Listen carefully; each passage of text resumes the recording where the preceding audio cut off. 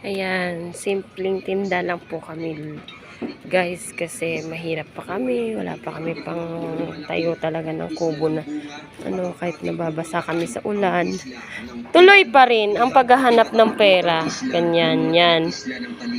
Dahil sa paniniwalang maraming engkanto at manlilimutan Yan, sa sungkod yan ang asawa ko. dagdag pa riyan ang abandonadong mansion na Ang pogi guys ng asawa ko. pinamamahayan raw ng mga kaluluwang di matahimik. Kaya ating nilakbay ang Yan, islang ito. ito po mga paninda namin, siomay. Na kwento at bumabalot na misteryo sa Islam. Yan, Kaya mga tara, barbecue. sumabay sa lakbay ni Elias. Lawan mo nga. So, 11:30 a.m. sa Siomay fry. Tinangunan Port.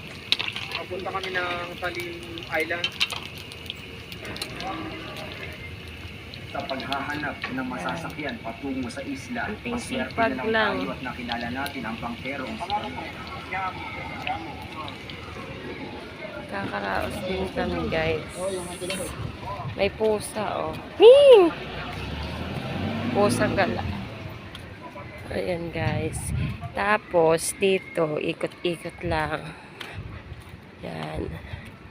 Ikot lang tayo yan. Yan. Pero madilim na dito sa amin guys kasi wala pa kami mga masyadong malalaki na poste. Diba? Kahit nababasa kami sa ulan.